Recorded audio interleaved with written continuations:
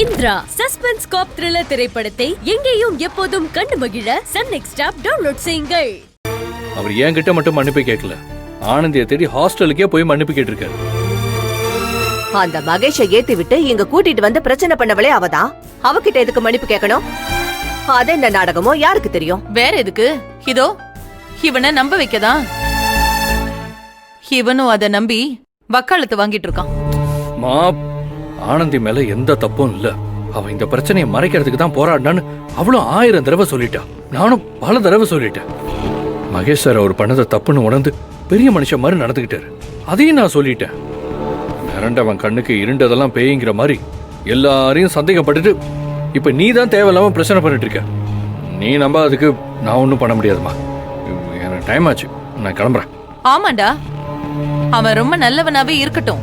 அந்த நல்லவனை பார்த்து பேசுறேன்னு போய் தானே நேத்து எந்த படுபாவியோ உன்னை கடத்திட்டு போய் எங்க எல்லாரையும் பரிதவிக்க விட்டான்.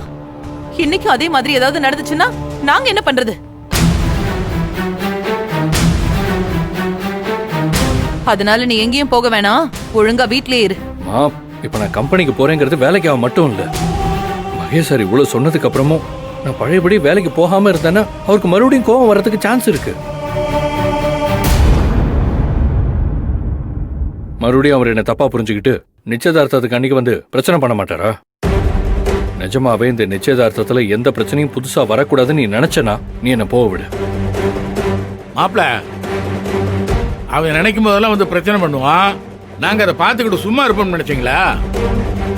அந்த தம்பி மேல ஏதோ கொஞ்சம் மரியாதை இருந்துச்சு, அதான் வீடு வரைக்கும் வந்து பிரச்சனை பண்ணும்போது நான் அமைதியா இருந்தேன். இனிமே ஏதாவது பிரச்சனை பண்ணா நான் வேடிக்கை பார்த்துக்கிட்டு சும்மா இருக்க மாட்டேன். மாமா போதும் மாமா, இதுக்கு மேல எந்த பிரச்சனையும் வரக்கூடாதுன்னு தான் நான் நினைக்கிறேன். பிரச்சனை பண்ணி தான் எல்லாத்தையும் பண்ணணும்னு நினைக்கிறீங்கன்னா இது கடைசி வரைக்கும் பிரச்சனையா தான் போயிட்டு இருக்கும். என்னடா பெரிய பிரச்சனை? என்ன பிரச்சனை வந்தாலும் நான் பாத்துக்கிறேன்.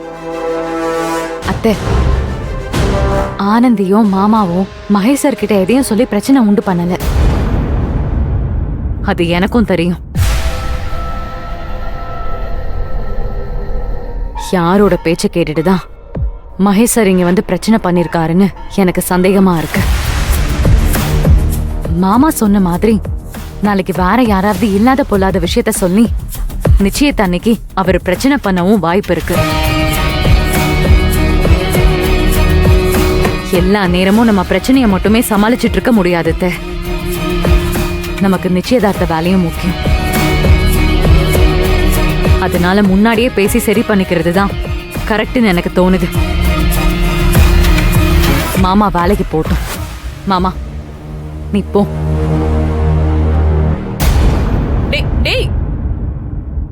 ஏ துளசி, என்னடி பண்ற? அத்தை, மாமாவை விட்டு பிடிப்போம்.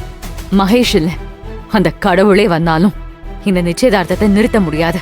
ஒரு பொண்ணோட வைராகியத்தை நிறுத்துற சக்தி இங்க யாருக்கும் இல்ல. ஆனந்தியும் ஒரு பொண்ணுதான் துளசி. அவங்களுக்கும் வைராகியம் இருக்கு.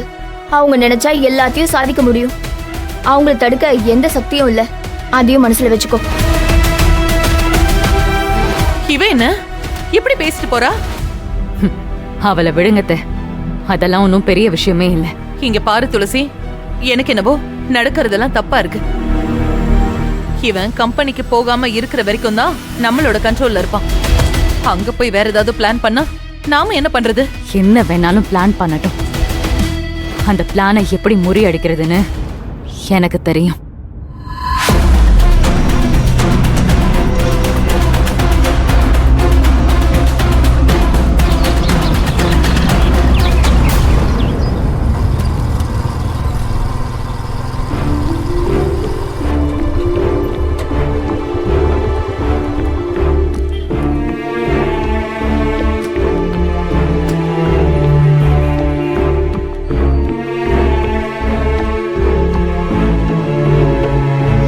அன்பு, மகேஷ் சார் சொன்னார்னு கம்பெனிக்கு கிளம்பி வந்துட்டீங்களே, உங்க அம்மா எதுவும் கோவப்படலையா?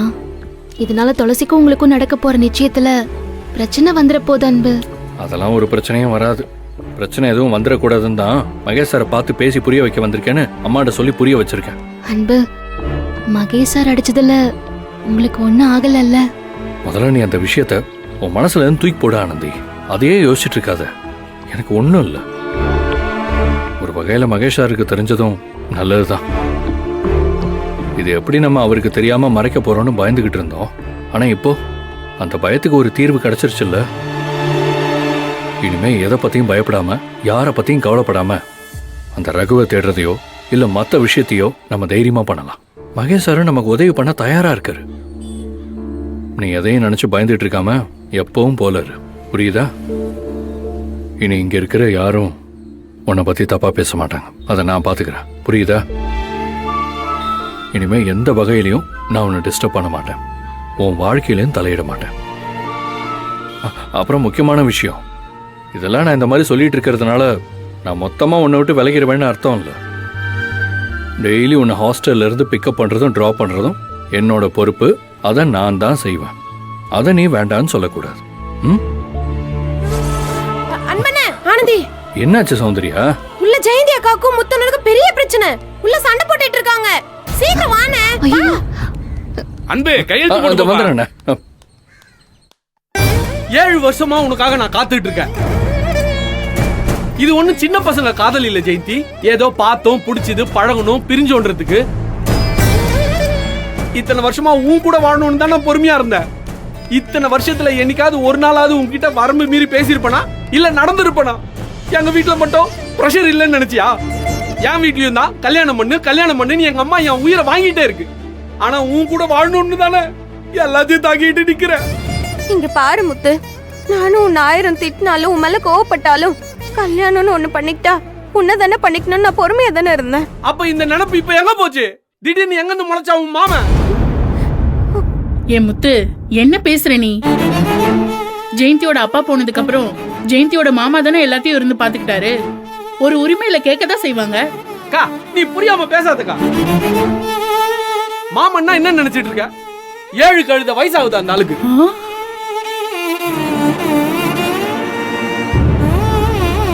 தாய் மாமன்னா ஜெயந்திக்கு கல்யாணம் பண்ணி வைக்கிறது தான் அந்த ஆளோட பொறுப்பே தவிர ஜெயந்திய கல்யாணம் பண்ணிக்கிறது இல்ல. ஜெயந்தி அக்காவோட மாமா அக்காவை கல்யாணம் பண்ணிக்கணும்னு சொல்றாரா? ஆமா ஆனந்தி, அவனுக்கு ஏற்கனவே கல்யாணம் ஆகி குடிச்சு பொண்டாட்டி போட்டு அடிச்சு அவ சூசைடே பண்ணி செத்து போயிட்டான். அவன் கூட எல்லாம் ஒருத்தி வாழவே முடியாது. அவன் வந்து ஜெயந்திய கட்டி கொடுன்னு கேட்டிருக்கான். அவன் தான் கேட்டானா இவங்க அம்மாக்கு அறிவு வேணாம்? எங்க அம்மா என்ன பண்ணுவாங்க? எங்க மாமா எங்க குடும்பத்துக்காக நிறைய செஞ்சிருக்காரு.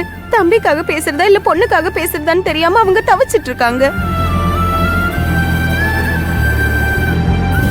எனக்கு என்ன பண்றதுன்னே தெரியல. என் வாழ்க்கை நாசமானாலும் பரவாயில்ல, நீ உன் வாழ்க்கையை பார்த்துட்டு போ முத்து. என்ன பேசுற ஜெயந்தி? இத்தனை வருஷமா நீதான் உலகம் நினைச்சு வாழ்ந்துட்டு இருக்க முத்து.